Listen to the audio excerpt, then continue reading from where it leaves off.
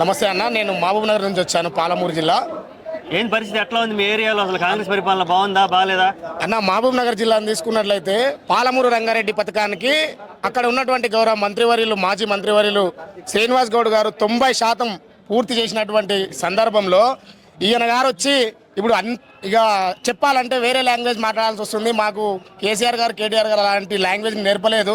అన్ని డమ్మీ మాటలు చెప్తాడు. 24 అవర్స్ మంది మీదే. ఎవరైనా కేసీఆర్ గురించి, కేటీఆర్ గురించి ఆలోచన ఈ ప్రపంచంలో ఎవరైనా చేస్తున్నారంటే 24 గంటల్లో ఓన్లీ రేవంత్ రెడ్డి చేస్తూ ఉన్నాడు. మహబూబ్ నగర్ జిల్లా నుంచి ఉమ్మడి పాలమూరు జిల్లాలో మాకున్నటువంటి పక్కనే ఉన్నటువంటి రిజర్వేర్, సంగమండ రిజర్వేర్, నారాయణపేట జూర ఎత్తిపోతల పథకానికి సంబంధించి టెండర్లకు పిలిచి ఈ రోజు వరకు కూడా ఆ టెండర్లను ఇంకా సాగనంపుతూనే ఉన్నాడు. బడ్జెట్ లేదు, ఉద్యోగాలు నేను ఇస్తా అని చెప్తూనే ఉన్నాడు.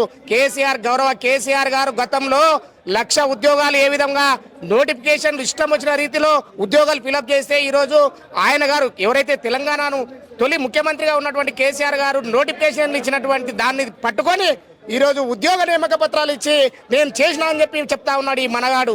నేను సవాల్ విసురుతున్నా, మిస్టర్ రేవంత్ రెడ్డి, నీకు నిజంగా దమ్ము ధైర్యం ఉంటే తొందరలోనే నువ్వు రాజీనామా చేయి. ఇప్పుడు ప్రజల లోపలికి పోదాం రా. కేసీఆర్ పాలన ఎట్లా ఉంది, నీ పాలన ఎట్లా ఉందో ప్రజలంతా ఉమ్మిస్తూ ఉన్నారు నిన్ను. ఈ యొక్క నేను అత్యంత వెనుకబడినటువంటి ప్రాంతం కృష్ణా ఇక్కడ ఉన్నటువంటి కృష్ణ అంటే మహబూబ్నగర్లో ఉన్నటువంటి చివరి బాట ప్రాంతం అనేటువంటి కృష్ణా గ్రామానికి సంబంధించినటువంటి వాళ్ళ మక్తల్ నియోజకవర్గం. ఆ ప్రాంతంలో చూస్తే 24 గంటలు కరెంటు, నీళ్లు, వివిధ రంగాల్లో అభివృద్ధి చెందినటువంటి వ్యక్తి కేసీఆర్ గారు. ఇప్పుడు నేను రుణమాఫీ చేసినా అని చెప్తా ఉన్నాడు. ఎవరికి జరిగింది రుణమాఫీ? నీ ఇంట్లో ఉన్నటువంటి అన్నదమ్ములకు రుణమాఫీ జరిగిందా అని చెప్పి నేను అడుగుతా ఉన్నా. చూసుకో, కావాలిస్తే నువ్వు 1700 ఎకరాల భూస్వామి అయితే 17 మందికి కూడా రుణమాఫీ చేయనటువంటి దౌర్భాగ్య పరిస్థితి నీది. నిజంగా నువ్వు ధైర్యంగా మొగోడివైతే రేపు 15 తారీఖు మరుసటి రోజు రైతు భరోసా ఎకరాకు 7,500 వేస్తా అని చెప్పావు కదా. ఆ 7,500ని రాష్ట్రంలో ఉన్న ప్రతి రైతుకి అంటే కుటుంబాన్ని తీసుకుంటాడంట యూనిట్గా. ఇదేం పద్ధతి? ఎలక్షన్ల కుటుంబంగా తీసుకుంటా అని చెప్పినావా? నువ్వు ఏం మాట్లాడుతూ ఉన్నావు? నీకు నచ్చినట్టు మాట్లాడుతున్నా. ఎలక్షన్ లో చెప్పిన హామీలకి చేసిన పనులకి పొంతం లేదు. ఎలక్షన్ లో కూడా చాలా హామీలు ఇచ్చారు, అవి చేస్తాం ఇవి చేస్తాం అని. అసలు వీటి మీద ఏం చెప్తావు? అసలు ఎలక్షన్ లో చెప్పినటువంటి ఆయన హామీలను చూసి అందరు మోసపోయారు ప్రజలంతా. ఆయన చేస్తున్నటువంటి ఈ డమ్మీ పాలన 6 గ్యారెంటీలు అంటాడు. ఏ గ్యారెంటీ వచ్చింది? కేవలం ఆ స్త్రీలకు మాత్రమే ఒక గ్యారెంటీ బస్సు మాత్రమే ఉంది.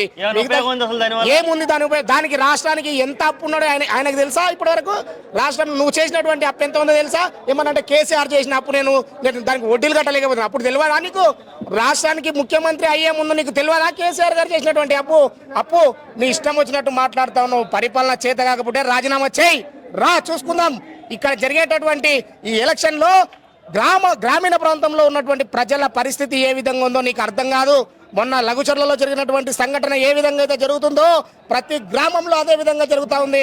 నువ్వు కళ్ళు మూసుకొని రైతులను అరెస్ట్ చేయడం అనేది అసలు ఎంతవరకు కరెక్ట్ అంటావు? అసలు ఈ చరిత్రలో ఎప్పుడైనా ఉందా? తెలంగాణ చరిత్రలో రైతులు అరెస్ట్ చేయడం ఎప్పుడైనా? భారత రాజ్యాంగంలోనే రైతులకు సంబంధించినటువంటి హక్కును తీసుకుంటే ఈ యొక్క ఇక్కడ రాష్ట్ర పోలీస్ శాఖ కూడా ఆలోచించాల్సినటువంటి అంశం. ఏ దేశంలో, ఏ రాష్ట్రంలో కూడా రైతులకు సంఖ్యలు వేసుకుపోయి తీసుకున్నటువంటి అంశం కనబడలేదు. కానీ తెలుసో లేదంటే తెలియకనో లేదంటే అహంకారంతోనో చేశారో తెలియదు, కానీ చాలా దుర్మార్గంగా మేము ఖండిస్తా ఉన్నాం.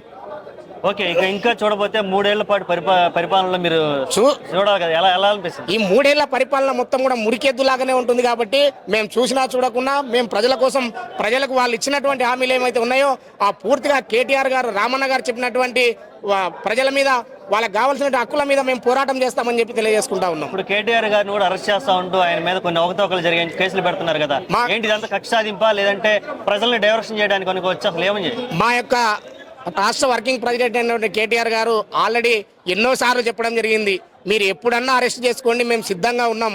అంటే దానికి ఉన్నటువంటి ఆ యొక్క మాట ఆడాలంటే ఎంత విలువ ఉండాలి, ఎంత దమ్ము ధైర్యం ఉండాలి. చేయని నేరానికి ఈరోజు డైవర్షన్ పాలిటిక్స్ తీసుకొచ్చి నువ్వు ఇష్టం వచ్చిన రకంగా ప్రజలను ఎక్కడెక్కడో తిప్పుతా ఉన్నావు. ఆ మహిళలకు స్కూటర్లు ఇస్తాను, ఎటుపోయింది? 4,000 పెన్షన్ ఇస్తానని చెప్పి ఇప్పటికీ 12 నెలలు అవుతుంది. మిస్టర్ రేవంత్ రెడ్డి, ఎటుపోయినా 4,000? అడిగే వాళ్ళు లేడనుకుంటున్నావా? కేసులు పెడతావు, ఏమవుతుంది? తెలంగాణ ఉద్యమంలో అనేక కేసులు చేసినటువంటి మేము ఇలాంటి కేసులకు, నీ చిల్లర భయాలకు భయపడమని చెప్పి తెలియజేస్తా ఉన్నా.